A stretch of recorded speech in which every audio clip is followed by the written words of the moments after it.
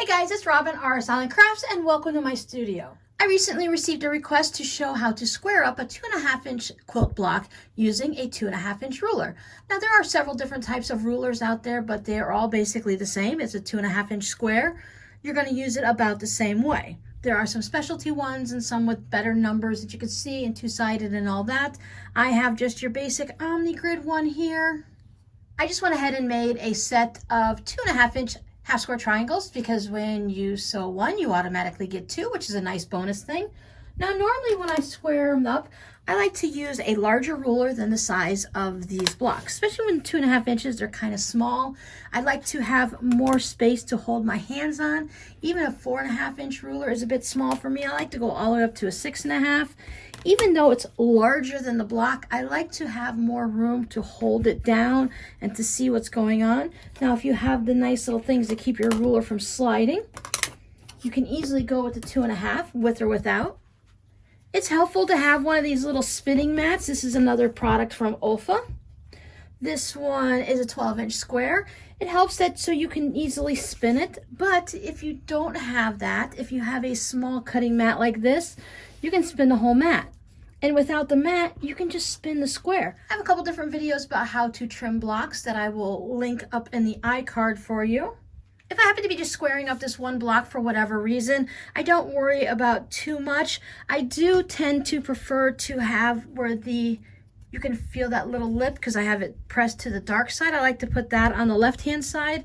Does it matter? No, it's just something I like to do. And I also like to square them all up with all of my blocks in the same direction. So all of them will have the seam pressed to this top portion. I just find for me that it's easier for me to put my ruler on it. And does it matter? Probably not. It's just something that I find that works for me.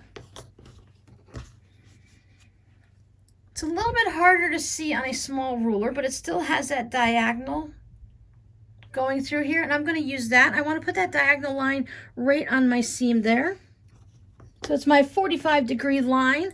Now, since I'm using a 2.5-inch ruler and I'm going to be using it for a 2.5-inch block, what I want to make sure I do is I want to make sure that when I set it down and I line that line up right on my seam, I don't want to have it crooked at all. I want to make sure not even a hair's off. I want to put it right on there.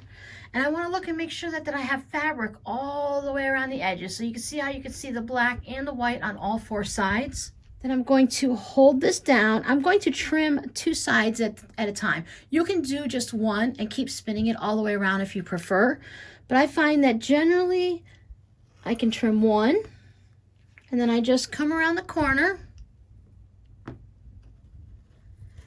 And I trim the other. Go nice and slow if that's what you need to do. Now, since I'm on my spinning mat, or you can take your whole mat, I'm going to show you how to do it on a spinning mat, and then we'll do it on the regular one without spinning. And then I will just make sure that it stayed on that line and it hasn't moved. Hold it down nice and tight and trim that off. Now, I've used a 2.5-inch square ruler to trim up my 2.5-inch block, which is really nice, meaning I just had to go all the way around. In the other half square triangle video, linked up above, check it out at the end of this video. I show how I do it with a larger ruler. So I'm going to do it again this time, and this time I'm only going to trim one side at a time, and I'm not going to spin my mat. I will just move the block.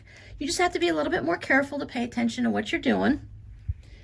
Again, I line it up with my line right on that diagonal seam. Make sure I can see fabric all the way around.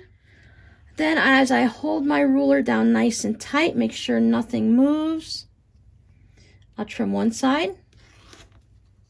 So this is a side that I just trimmed. I find it's a lot easier to trim both side and the top at the same time, due to the fact of the way you have to line things up. But if I spin my block just a one little part of a turn, a quarter turn, I have to line it back up down at the bottom of my block here and back on my diagonal. And then I can trim this one. Again, I would pick it all up and spin it, and now I can line it up on both of these edges and on that diagonal.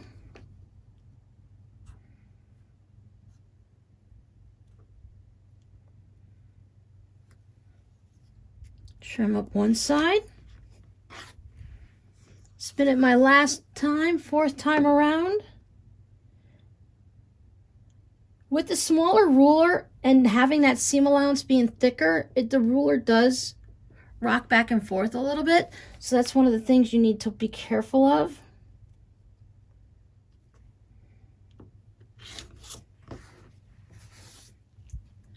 And there you go, quick and simple, squared up your 2.5 inch half square triangles using a 2.5 inch ruler with or without a spinning mat.